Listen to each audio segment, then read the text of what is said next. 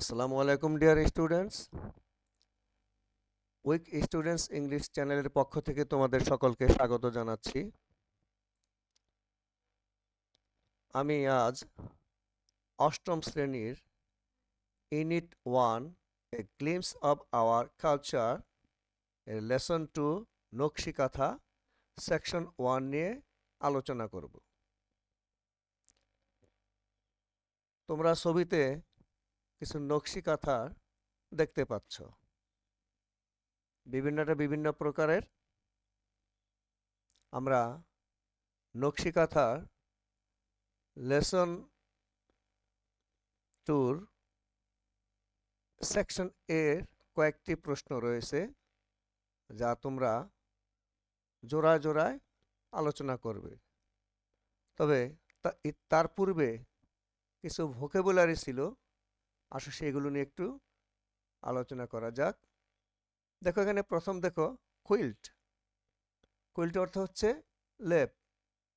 এটার আমরা সমার্থক বলতে পারি ব্ল্যাঙ্কেট।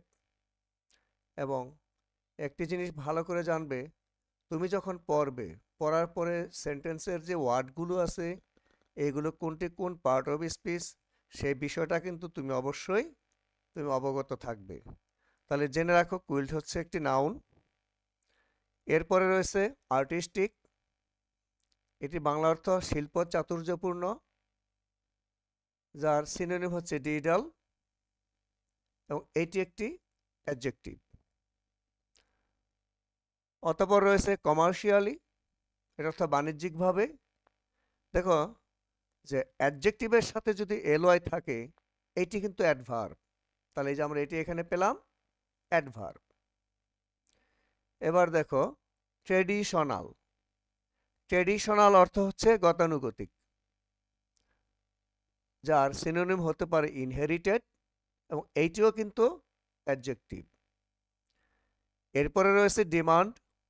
ডিমান্ডের এখানে সেন্টেন্সগত যে অর্থ আসবে সেটির অর্থ হচ্ছে চাহিদা।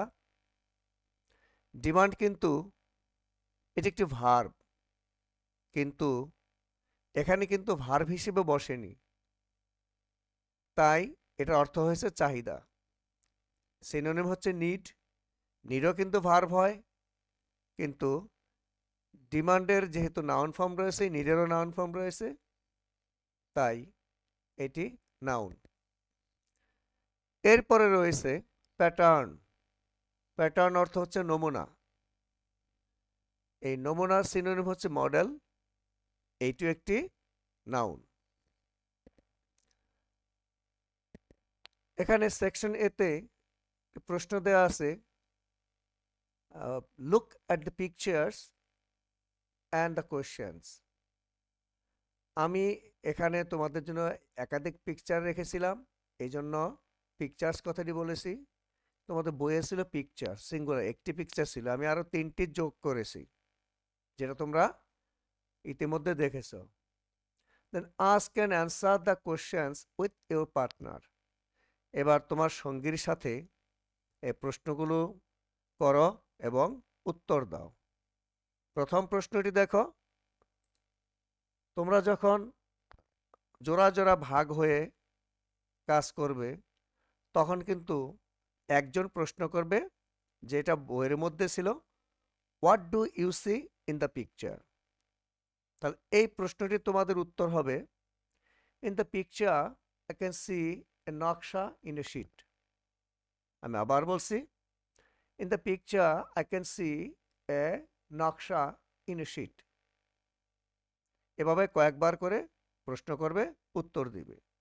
একজন প্রশ্ন করবে, আরেকজন উত্তর দিবে। 2 নম্বর প্রশ্ন রয়েছে, what is it called. What is it called. এখানে আরেকজন উত্তর দিবে, ইট ইজ কল্ড এ নকশি কাঁথা। আবার বলছি, ইট ইজ কল্ড এ নকশি কাঁথা।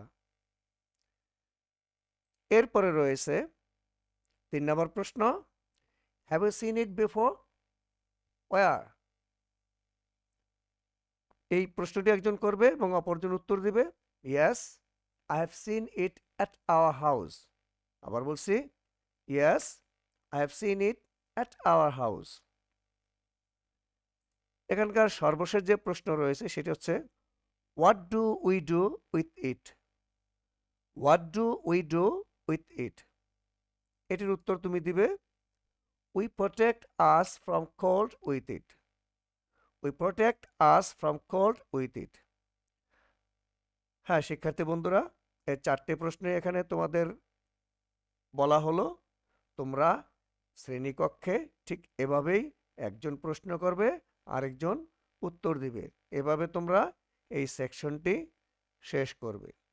ইনশাআল্লাহ পরবর্তী ভিডিওতে তোমাদের সাথে দেখা হবে পরবর্তী সেকশন নিয়ে।